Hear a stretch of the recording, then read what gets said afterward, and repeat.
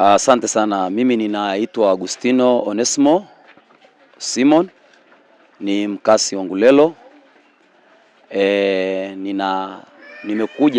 Nimekuwepo Kijenge kwa sababu ya issue ya kakangu ambaye pia tulipata taarifa kwamba alipotea. Na baada ya kuja maeneo ya nyumbani, kwa sababu ndugu yetu pia ana boma nyingine Kijenge, tuliendelea kumtafuta, kushirikiana pamoja na familia nyingine ya Kijenge. Kwa hiyo tumekuwa tukienda kila hospitali kuulizia, lakini baadaye mwisho tukiwa Central tukapata taarifa kwamba ameonekana kwenye hospitali ya kule Murieti. Lakini baadaye tulikimbia kule. Baada ya kufika hospitali ya Murieti, wale watu wa mochwari walituambia kwamba yamkini ni yeye, lakini tulijaribu kuuliza majina ambayo imeandikwa pale, wakasema kuna majina yameandikwa kwa sababu alikuwa pia na vitambulisho kwa maana ya leseni na kadi ya benki. Lakini baadaye walituasa kwamba jambo lisiishie kwamba ni yeye, tuliomba pia tumtambue. Lakini baadaye pia mtu wa mochwari aliweza pia kufungua na tukamtambua, ila mwili wake kwa kweli ulikuwa umeharibika, ulikuwa sio wa kuweza kuangalia. Lakini baadaye pia tulirudi kituoni pale. Tulipofika pale kituoni wakatupa utaratibu, tukamuona huyo OCD kwa maana ya upelelezi. Lakini baadaye tuliweza kumuuliza OCD maswali kwamba ndugu yetu amepotea, akatuambia ndugu yenu aliyepotea ni mganga wa kienyeji. Lakini baadaye nilionyesha kusitikika kwa sababu ndugu yangu sio mganga. Kaniuliza, kwa nini unapata mashaka? Kwa nini unacheka? Nikamwambia ni kwa sababu ndugu yangu sio mganga, ninamjua. Lakini baadaye ndugu yangu mmoja pia naye akawa anamuuliza maswali. Lakini baadaye aliona huyo askari kwamba kuliko tuulizane maswali, ni vizuri mkaenda eneo la tukio. Baada ya kwenda eneo la tukio, then mrudi mniulize maswali. Tuliweza kutumia gari la shemeji yetu kuelekea eneo la tukio pamoja na askari ambao tumepewa na huyo mkuu wa kituo.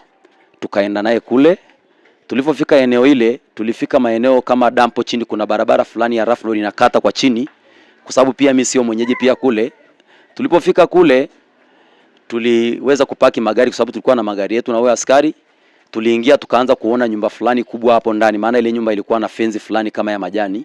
Kwa hiyo tulipoingia tulikuta nyumba fulani ambao iko ndani ya ile fence. Lakini pia tukakuta nyumba sasa ambao ni kama ni rumu mbili, lakini ni rumu mbili ndogo.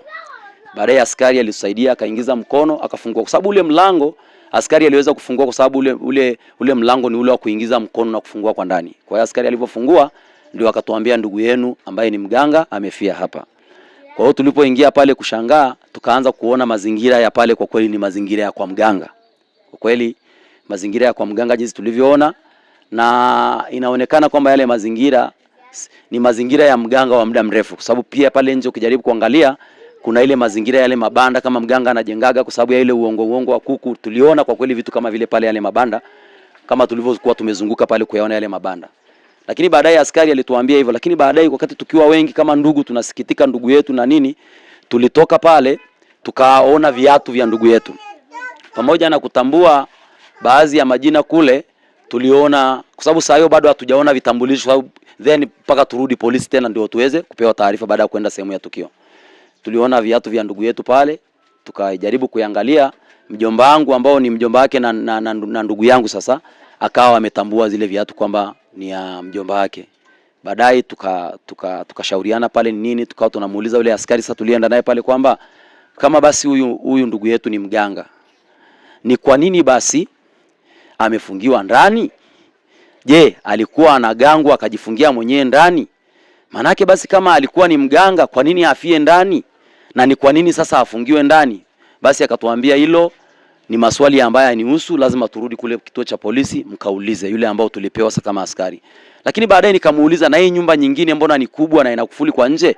Akasema nyumba hii ni nyumba ambaye imekaa tu, lakini mtu alikuwa hakai, lakini ni nyumba ambayo ilikuwa ndani ya fenzi zote pamoja na zile ambaye ndugu yangu amefia pale.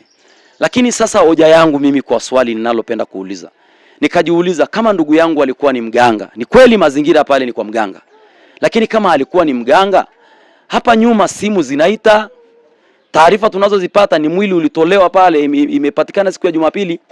Lakini baada ya kutolewa mwili siku ya Jumapili, maaskari wanatuambia pale ni siku 5 nyuma, maana uliharibika. Sasa issue hapa nyuma simu zilikuwa zinapatikana, mara inasoma Murieti, mara wapi, mara Kijenge, mara mjini kati kule, mara wapi. Sasa nikajiuliza, Kwa nini simu ziendelee kuita na mtu wetu sasa tayari ni mganga na amefia ndani? Hizi simu zilikuwa zinahitaje humo ndani? Ikawa inatupa maswali ya kupata mashaka. Mashaka ya kwanza, sipati mashaka kwamba kwa nini pale ni kwa mganga, kwa sababu mtu anaweza akaamua kwenda kwa mganga. Kwa sababu siwezi kukanusha hilo, kwa sababu siwezi kutembea na ndugu yangu nijue anayukoje. Lakini swali langu, kama ameenda kwa mganga, kwa nini simu yake iite nje ya kwa mganga sasa? Yani swali langu, kwa nini wewe inaita na ni mara kwa mara? Nani mwenye simu hiyo? Kwa hiyo mimi ikanipa mashaka moja kwa moja, sikuweza kuhojiana, maana yani kumhoji yule askari sawa sema twende polisi. Lakini baadaye tulipoenda pale polisi, nilienda nikimuuliza yule askari kwamba, kwa sababu wakati tuliporudi polisi sikupewa kama mwenyekiti wa boma kuingia pia kwenye ile swala la majibu baada ya kula kule. Waliingia watu wengine, aliingia ndugu yetu wengine tu, kijana wa marehemu na nani waliingia kule. Lakini ombi langu mimi, ningeweza kuingia wakati wa kurudi, ningemuuliza huyo askari kwamba wakati mmemshika ndugu yangu kwenye nyumba ya mganga na mku mkisema mlivunja nyumba, wakati mnavunja, kwani tukio alionyeshi kwamba alifungiwa?